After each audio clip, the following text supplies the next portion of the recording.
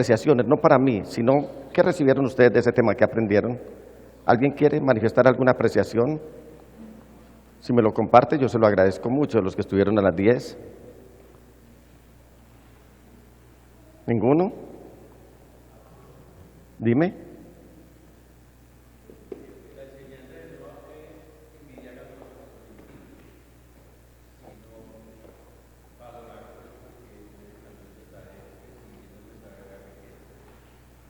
Muy bien.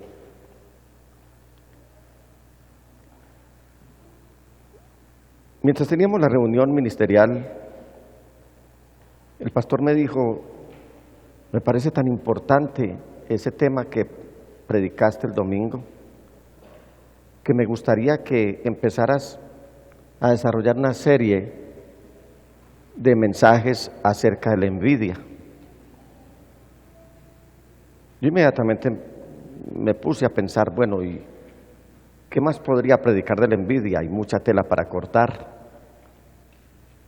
Pero le pedí al Señor que me ayudara para empezar a desarrollar este tema.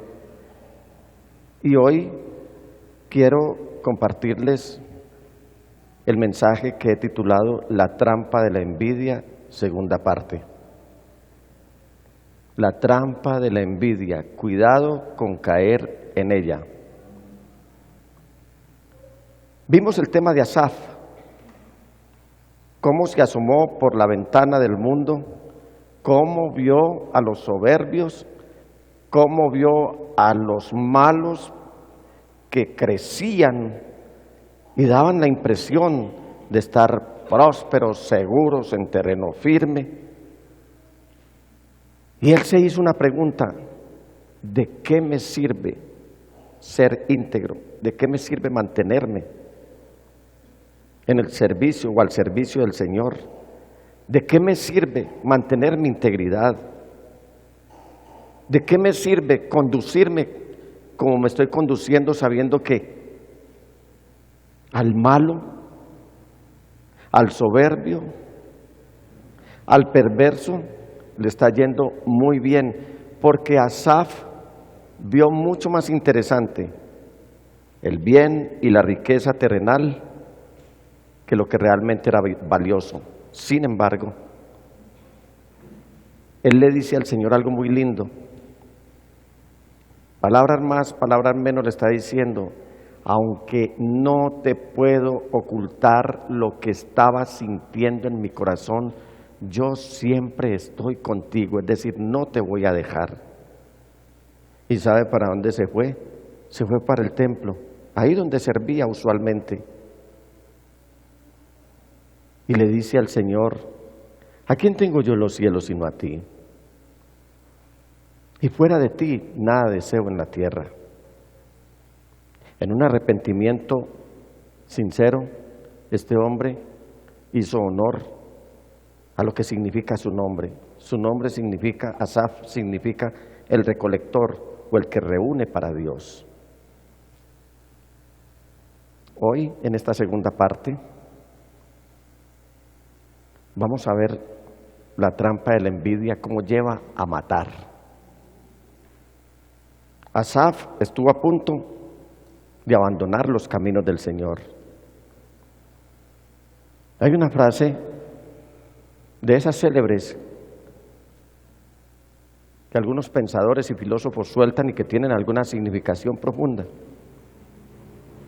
Y extraje, entre otras, la siguiente: oh envidia, raíz de infinitos males y carcoma de las virtudes.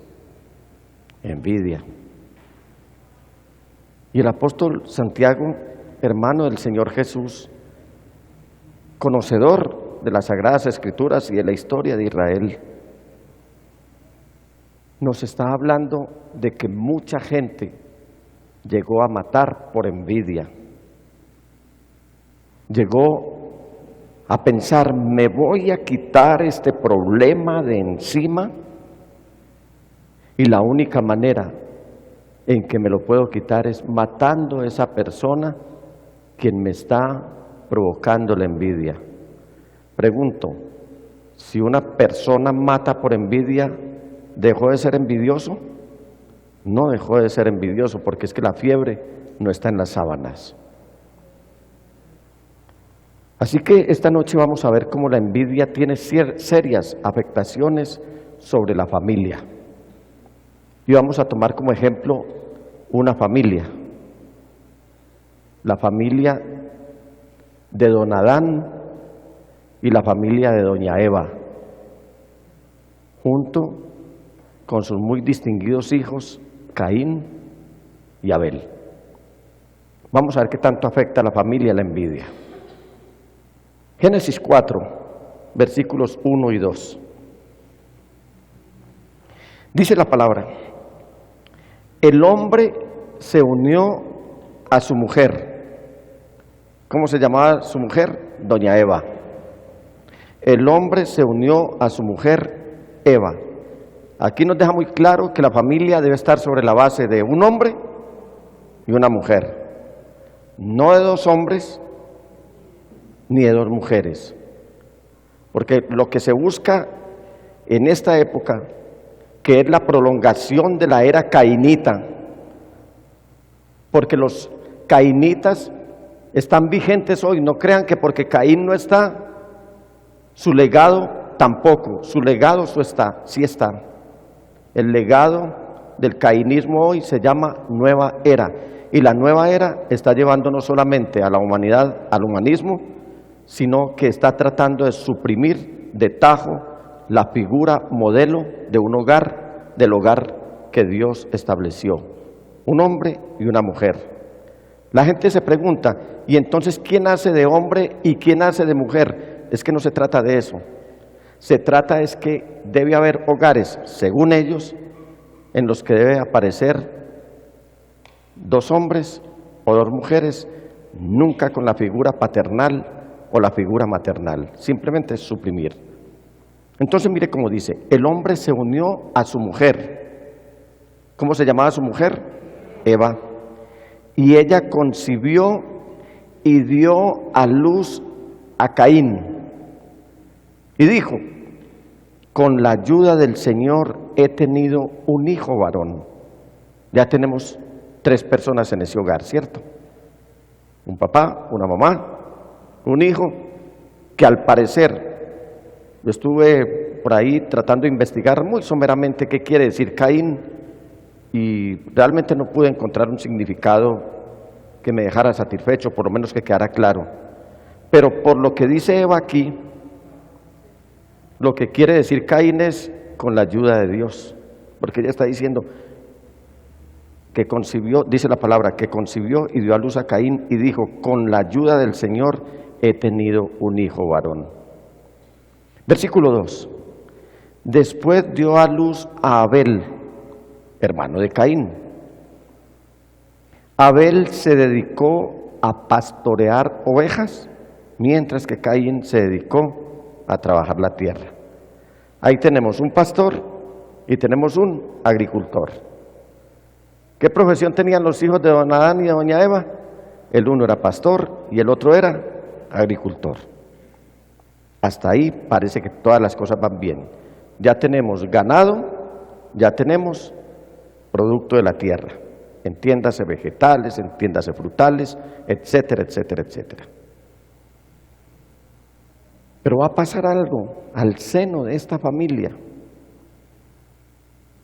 y es que hay una persona que es envidiosa, y esa persona que es envidiosa ha tenido o ha tomado la decisión de coger una ruta distinta al propósito de Dios. Si usted ve en Judas 11, solamente la primera parte, ahí nos va a decir que lo de Caín fue asumir una posición de caminar por un camino que él decidió caminar y no que Dios le haya dicho que caminara por él. Si el hermano me muestra, por favor, qué dice Judas 11, ahí nos vamos a dar cuenta qué pasó con don Caín, el agricultor. Dice: ay de los que siguieron el camino de Caín. ¿Y qué es seguir El camino de Caín es tener en su vida el meollo de la envidia. La envidia. Todo esto toda esta debacle en esta familia se dio porque había un integrante de esa familia que era envidioso. Esto va a afectar la fe en Dios. Diga, la envidia afecta la fe en Dios. Versículos 3 al 5. Tiempo después, Caín presentó al Señor una ofrenda del fruto de la tierra. Abel, que quiere decir soplo o efímero, también presentó al Señor lo mejor de su rebaño, es decir, los primogénitos con su grasa, es decir, lo mejor, lo más excelente, la ofrenda excelente. Y dice que el Señor miró con agrado a Abel y a su ofrenda. Versículo 5. Pero no miró así a Caín ni a su ofrenda, por eso Caín se enfureció y andaba cabizbajo. Hagamos un pari aquí. Ambos presentaron ofrendas. Yo creo que si fuera por apariencia, la ofrenda de Caín era mucho más hermosa que la de Abel. Supóngase usted un puesto de frutas, imagíneselo, un puesto de frutas. Los que hemos ido a la plaza minorista o a la plaza mayorista, nos damos cuenta la estética con la que los vendedores de frutas presentan su producto. Bien organizado, bien atractivo, bien bonito, deseable, muy agradable. Pero muchos se privan de ir a la carnicería porque dicen, el olor de la carne me fastidia. No concibo con ver un animal despedazado y puesto ahí exhibido para venderlo. Entonces, si miramos estas dos ofrendas, pareciera que escogeríamos la de Caín por atractiva, pero como Dios no se deja llevar por las apariencias, sino que Él mira es el corazón, entonces mire lo que dice Moisés, que creemos escribió el libro de Génesis. Dice que Abel también presentó al Señor lo mejor de su rebaño, es decir, los primogénitos con su grasa, y el Señor miró con agrado a Abel y a su ofrenda. De Caín no dice eso. ¿Sabe algo? Hoy mucha gente se atreve a presentarle ofrendas al Señor y ni siquiera son conscientes de lo que este acto representa. Tenemos personas, no hablo de íntima devoción, hablemos de otros donde no nos conocen y donde nos están dando cuenta que estamos hablando de ellos. Personas que están presentando la ofrenda con envidia. Y cuando se presenta una ofrenda con envidia, se puede estar pensando, ¿y para qué llevar ofrendas y diezmos? Voy a llevar poquito a esa iglesia tan grande, esa iglesia tan ostentosa, ese templo, esos pastores que tienen un buen vehículo, que se alimentan bien, hasta montan en caballos de palo.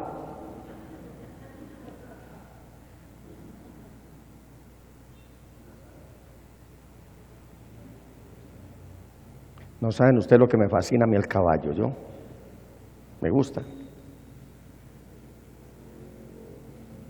Y dicen, voy a llevarlo, como por llevarlo cuando lo traen.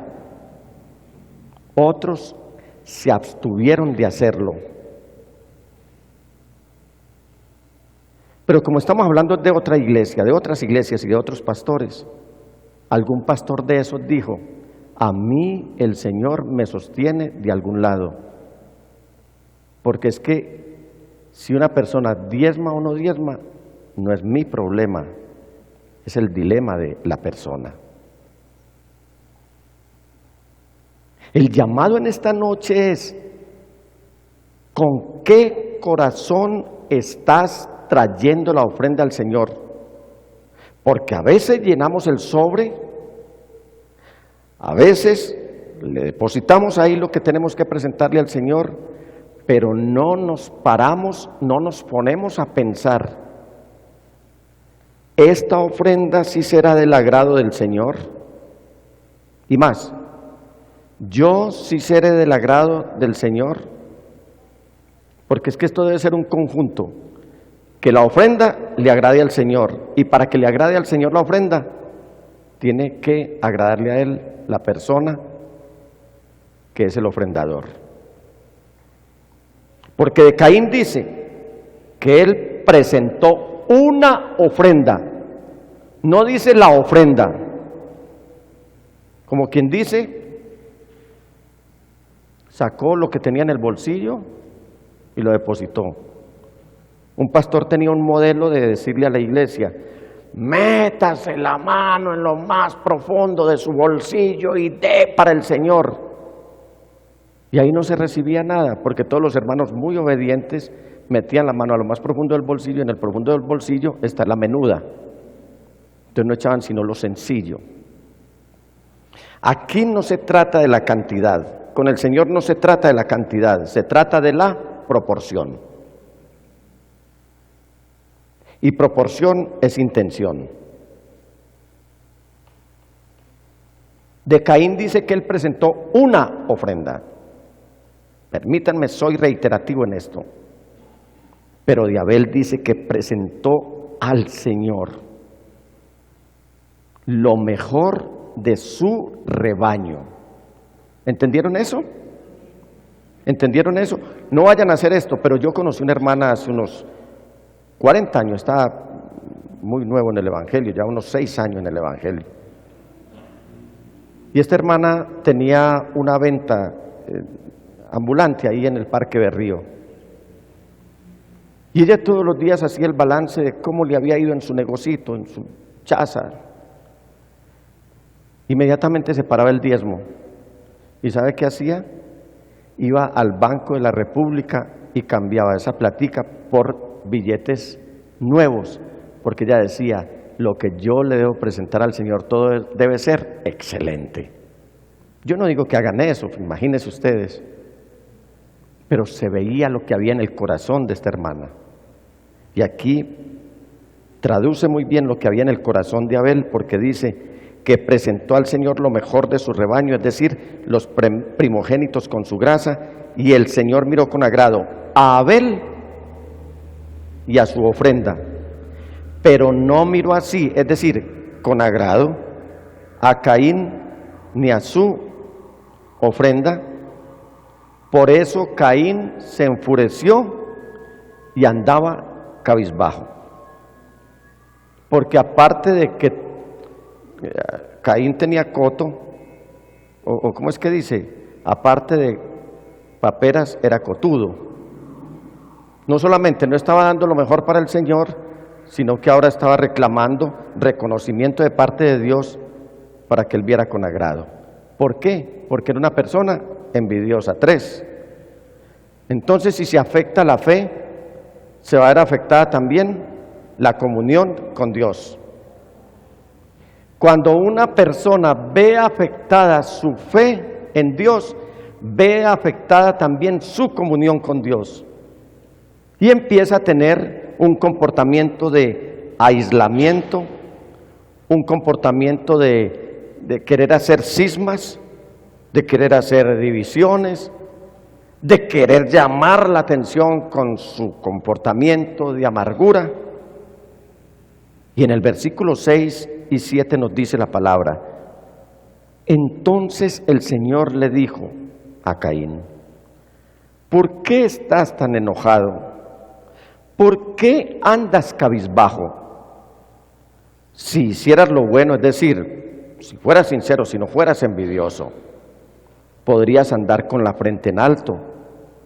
Pero si haces lo malo, el pecado te acecha como una fiera lista para atraparte. No obstante, tú puedes dominarlo. El pecado está a punto de echarte mano. Ya el Señor sabía qué había en el corazón de Caín. Ya el Señor sabía qué iba a pasar en el siguiente momento.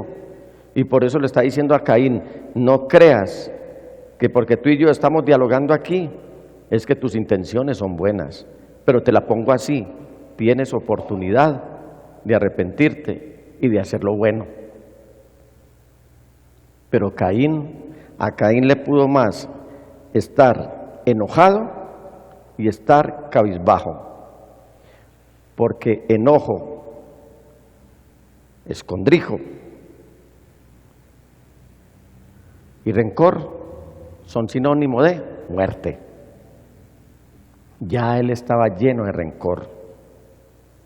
Entonces, cuando se afecta a la familia, se afecta la fe en Dios, se afecta la comunión con Dios, se va a ver afectada también la relación entre los hermanos.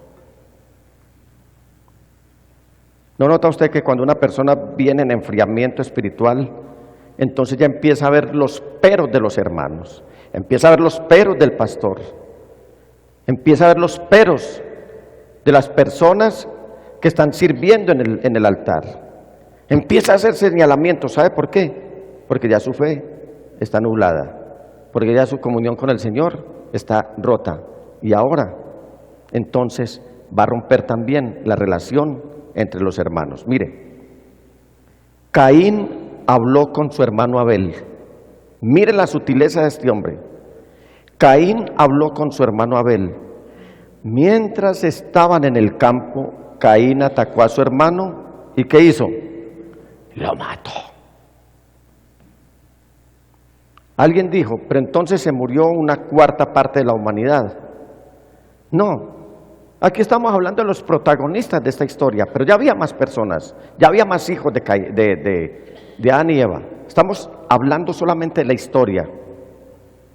Pero sí se ha cometido el primer asesinato y lo peor, el primer asesinato de la historia en condición de fratricidio. Un hermano mató a otro hermano, miembros de la familia original, de la familia modelo, de la familia que había tenido un miembro de ellos, sin contar a Adán y Eva, un miembro de ellos que era envidioso.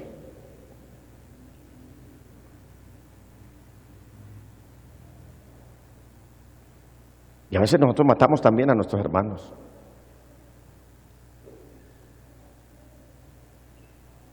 Ustedes no saben cuánto anhelo yo que la iglesia toda, y esa es mi oración a Dios, que la iglesia toda esté bendecida y que tenga muchos bienes materiales también.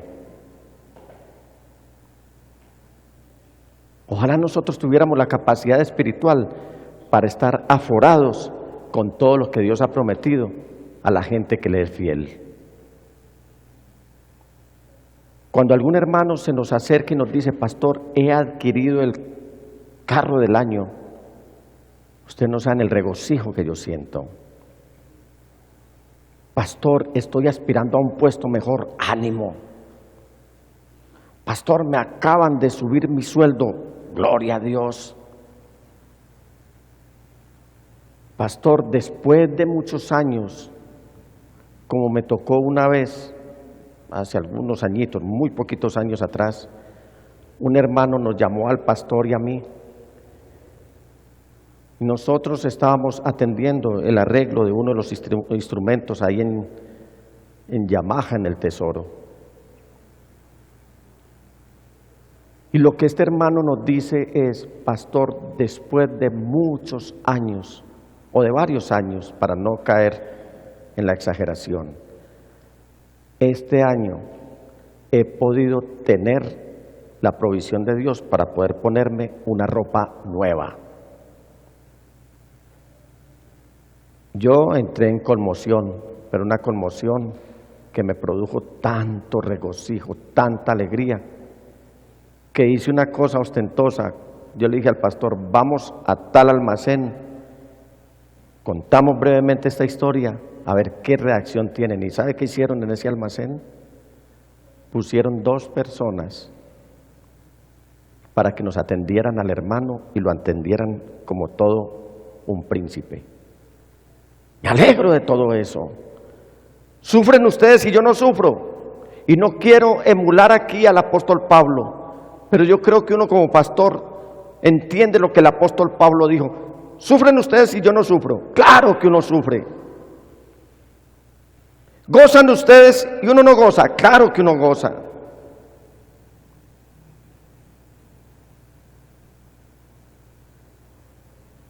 ¿O creen que cuando alguien está enfermito, nosotros nos ponemos alegres? No, mis hermanos. A nadie le hemos envidiado nada. Y no digo esto porque esté presuponiendo que ustedes nos están acusando de algo. No, lo estoy contando a manera testimonial. A nadie le hemos envidiado nada. Porque queremos que ustedes gusten y reciban de lo mejor del trigo, de aquello que el Señor prometió para los que se han dejado atraer a su santo templo. Leas el Salmo 65 y verá. Bienaventurado el que tú atrajeres a ti. ¿Sabe? Que dice el Señor que seremos saciados con lo mejor de su casa. Iglesia, y permítanme decirles, hasta donde yo sé, no he tenido el discernimiento, ni he llegado a detectar aquí el primero que sea una persona envidiosa. Este mensaje yo lo estoy predicando más a manera de vacuna y no de antídoto, para que no vayan a caer en el pecado de la envidia. Cuando se pierde el asunto familiar, se pierde la fe en Dios, se pierde la comunión con Dios, se pierde la relación con los hermanos, entonces se pierde la relación consigo mismo. 5, se ve afectada por la envidia la relación consigo mismo. El Señor le preguntó a Caín, versículos 9 y 10, ¿dónde está tu hermano Abel? Es decir, ¿dónde está tu hermano, tu menor, tu hermano menor? No lo sé. Entonces empezó por mentirle a Dios. Si uno le miente a otro, posiblemente el otro se dé cuenta, porque hay personas que tienen ciertos tics para mostrar de que están siendo mentirosos. A uno les agarra una tosecita.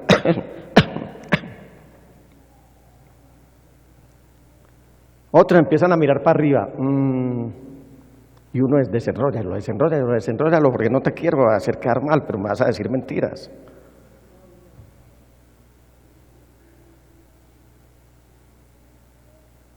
Y a veces le meten a uno una que otra mentira. Yo creo que es muy difícil que no sea detectable una mentira en el tiempo, en el plazo menor, en el mediano plazo o al plazo mayor. Dígale al que tiene a su lado, porque más fácil se cae un mentiroso que un cojo. Eso lo podemos decir a don Caín. Don Caín empezó mal, empezó diciéndole al Señor una mentira. ¿Sabía él dónde estaba su hermano Abel o no? Claro que sabía. Y él le dice, no lo sé. Es más, le pone un valor agregado. ¿Acaso soy yo el que debe cuidar a mi hermano? ¿Ustedes creen que él debía cuidar a su hermano o no? Sí lo tenía que cuidar porque era su hermano menor. Sí lo tenía que cuidar. O sea que Dios no quiere que su iglesia sea, sus integrantes, seamos ruedas sueltas, que no nos importe nuestro hermano. Porque cuando no nos importa nuestro hermano, estamos padeciendo el síndrome de la envidia. Por mí, que se lo come el tigre, que lo lleve la corriente. ¿A mí qué me importa? Hermano, tú sabes del hermano fulano de tal. Hermano, y pastor, ¿usted por qué me pregunta a mí? No, porque era tu uña y mugre. Yo no sé quién sería la uña y quién sería el mugre, pero eran como uña y mugre. Eran los parceritos. Se le veían junticos. Se les veía junticos. Hoy estaba leyendo una noticia de un hombre que a mí no me consta, pero según dicen todos le causó mucho daño a este país. Y ahora ha visto amenazada su vida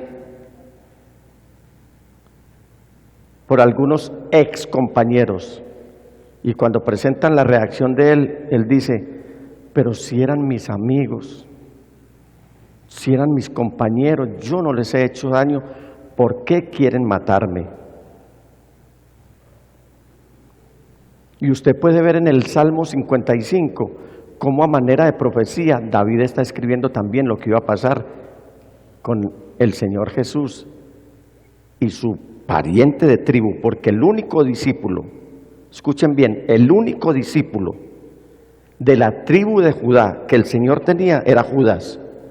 Los otros eran de la tribu de Neftalí, de la tribu de Zabulón, ahí arriba en Galilea. Los otros eran galileos. Y en el Salmo 55, ustedes pueden leer ahí, pues si un enemigo me hubiera traicionado, vaya y venga. Pero lo hiciste tú, mi mejor amigo, mi familiar, con quien juntos compartíamos en la casa de Dios.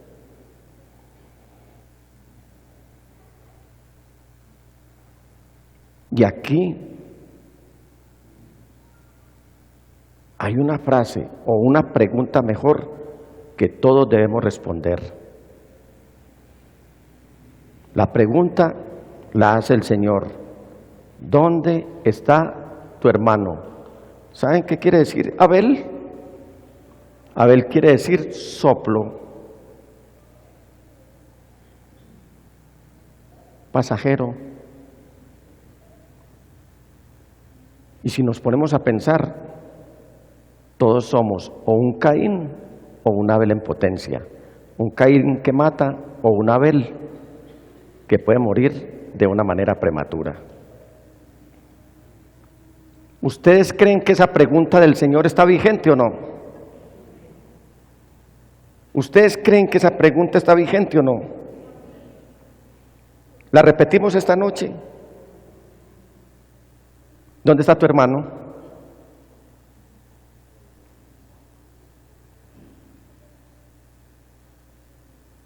¿Dónde está tu hermano?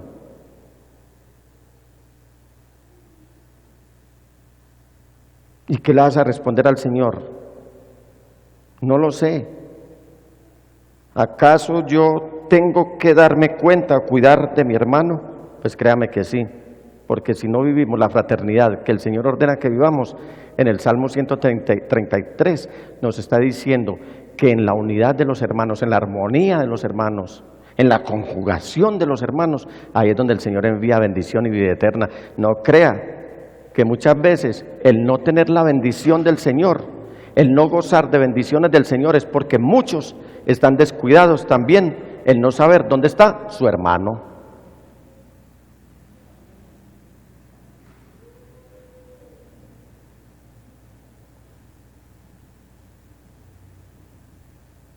Y aunque Él le dice, ¿acaso soy yo el que debe cuidar a mi hermano? El Señor le dice, ¿qué has hecho? No le dice, exclamó. Pensemos por un instante que el creador del universo,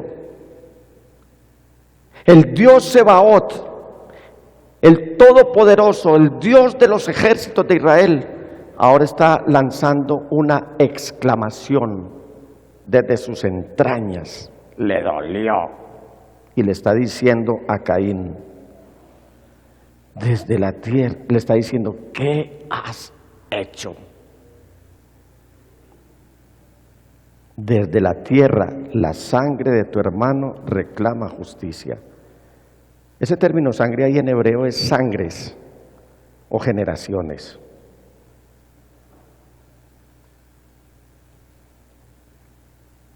¿Cuántos descendientes de Abel se perdieron?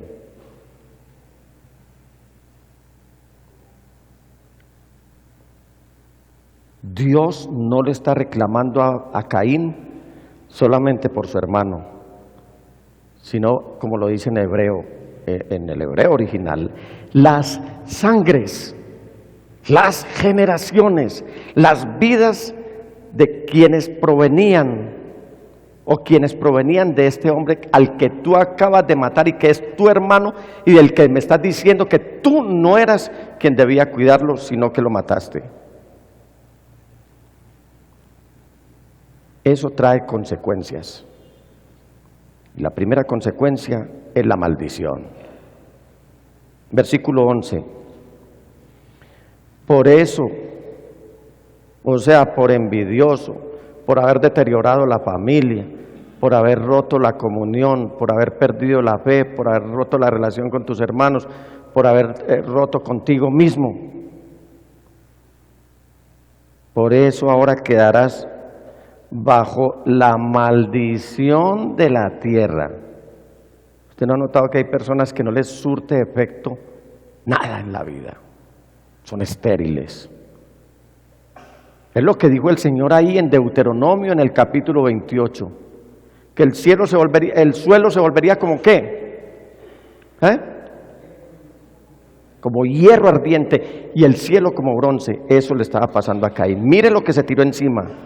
Por eso ahora quedarás bajo la maldición de la tierra, la cual ha abierto sus fauces para recibir la sangre de tu hermano que tú has derramado. Y si lo traemos de manera más global, Colombia ha visto correr mucha sangre en su territorio. Esta tierra ha tragado mucha sangre desde que Colón vino aquí.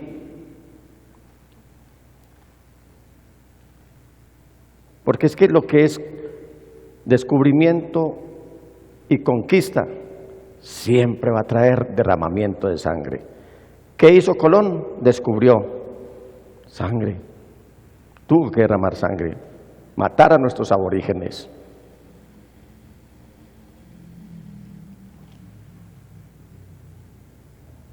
Luego conquistó más derramamiento de sangre, imponiendo una fe de unos reyes que tenían a un líder en Roma como vasallo y que tenían el dinero para aportar, y evangelizaron a su manera.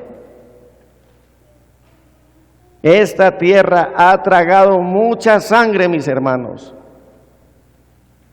No crea que porque la historia nosotros no nos la sepamos al dedillo, o porque nos la hayan enseñado de manera soslayada, no ha vivido su propia realidad. Esta misma voz está oyendo. ¿Qué está haciendo la iglesia por ir a evangelizar a ver si logramos levantar esta maldición? No sea que estemos dando los dos primeros pasos de descubrir, de conquistar a nuestra manera y de evangelizar a nuestra manera. Vamos a reivindicarnos como iglesia y vamos a sembrar la semilla del evangelio en vez de estar sembrando más sangre, no solamente mordiéndonos los unos a los otros, sino cerrando nuestros labios para que los otros no conozcan las buenas nuevas de salvación.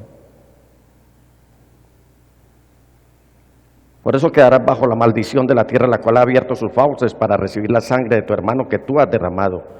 Otra consecuencia, la escasez.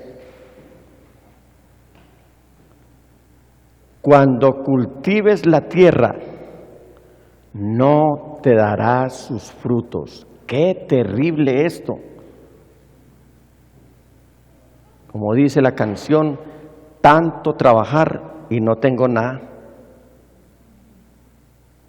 ¿Hay personas así o no?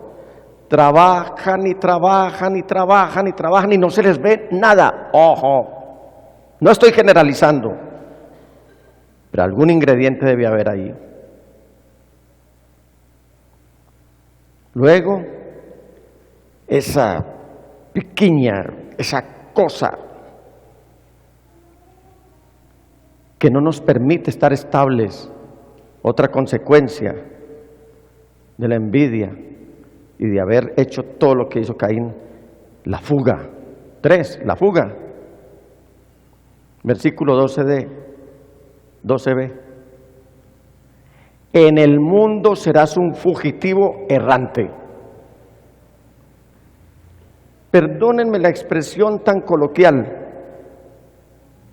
pero ustedes no han visto personas que son como perros con gusanos, es decir, desesperados, y por eso se abrigan en alucinógenos, en licor, en delincuencia, etcétera, etcétera, porque no quieren vivir el mundo real, sino un mundo escondido. Y va uno a ver, tienen alguna causa ahí. Otra consecuencia, la debilidad.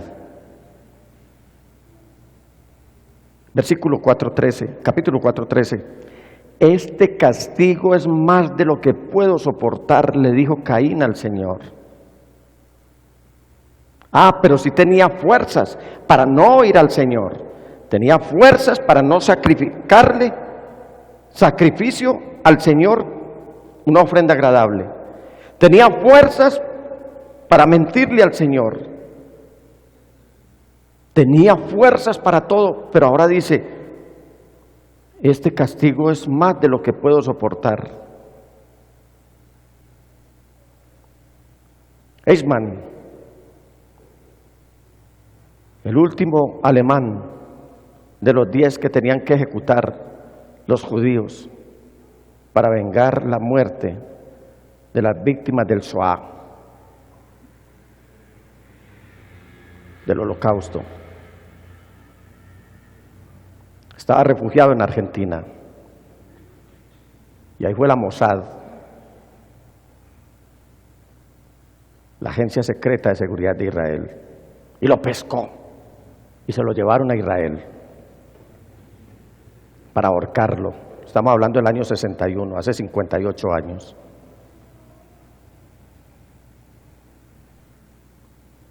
Y había algo que era paradójico. Él mató judíos los que quiera, mató mujeres, mató niños, mató ancianos, ordenaba que se aniquilaran comunidades enteras. No le importó desintegrar familias. Y cuando estaba prisionero le decía a los agentes de la Mossad, ¿y qué hay de mi familia? O sea, la familia de él sí dolía y la familia de los demás no dolía. ¿Ibas a decir algo, hermano?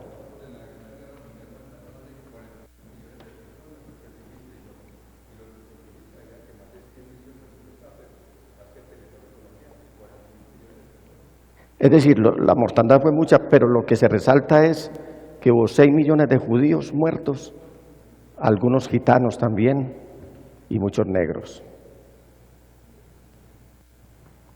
Y resulta que al asesino sí le duele la familia de él, pero cuando está matando no le duele la familia a los que le está matando. Ahí sí muestran la debilidad. No nos vamos muy lejos, no nos vamos a Eichmann. Ustedes lo ven todos los días porque hoy tenemos las noticias que nos las presentan casi en directo. Cuando el tipo está apuntando su arma para hacer un daño, se cree el dueño de la vida de los demás y habla duro y suelta o te mato. Pero cuando los cogen, son unas lagañas que muestran debilidad inmediatamente. Yo no fui, yo no era, yo no iba a hacer eso.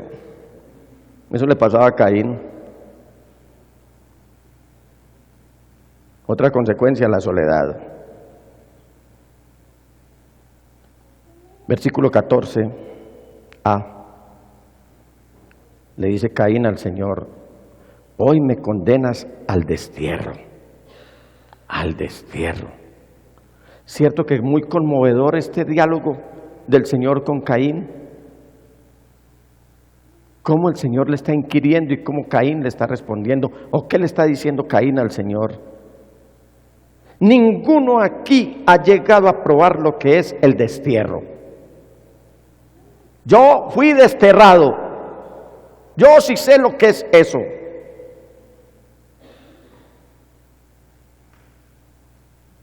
Que a uno le descuadren su vida, su juventud y hasta sus amores, su estudio, porque lo desterraron. Es como un nuevo comenzar, pero un nuevo comenzar sin ninguna óptica, sin ninguna derrotero, porque lo que uno traía, todo se fue al piso de un momento para otro.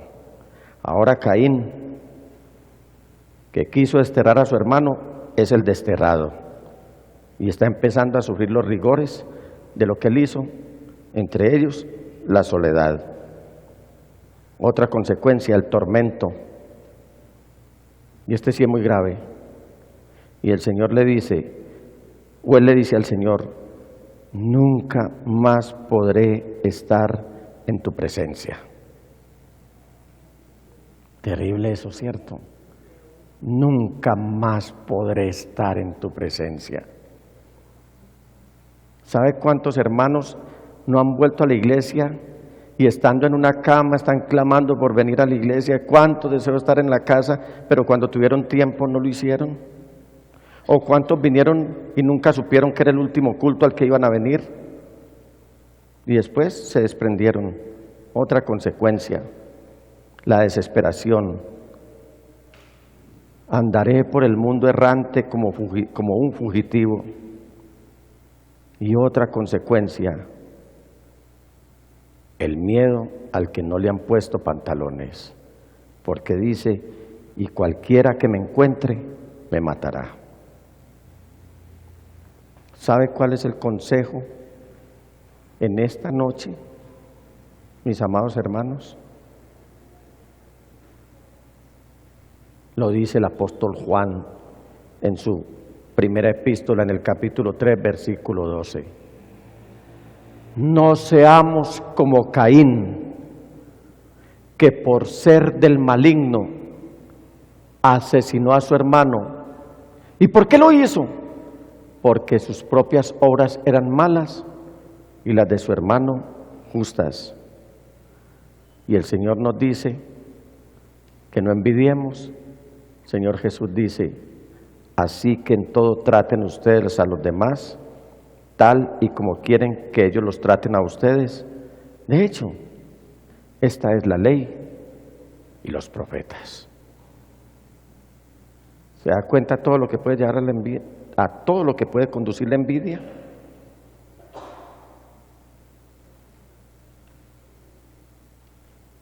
Repita conmigo: oh envidia, raíz de infinitos males y carcoma de las virtudes. ¿Por qué no se colocan de pie?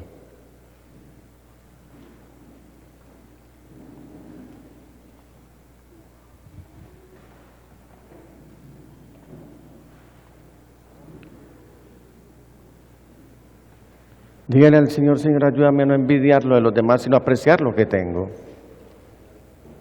Pero ayúdame también a no ser un provocador de envidia. Que por donde yo me mueva, Señor, sea motivo de bendición. De que si alguien va a imitar algo de mí, que sea por la bendición que tú has puesto en mi vida, pero que yo no use tu bendición para provocar la envidia a los demás. Ayúdame también, Señor, a ir limpiando mi vida, a deshacerme de cualquier vestigio de envidia si alguna vez la sufrí, o simplemente a que me prevengas para que no la sufra. Señor, Francamente no sabía que esto traía tanta debacle. Lo que empezó como un simple acto de rebeldía, como un simple e insignificante acto de enojo, terminó en una desgracia para este hombre que hoy se ha vuelto un Caín corporativo porque estamos en medio de una sociedad envidiosa.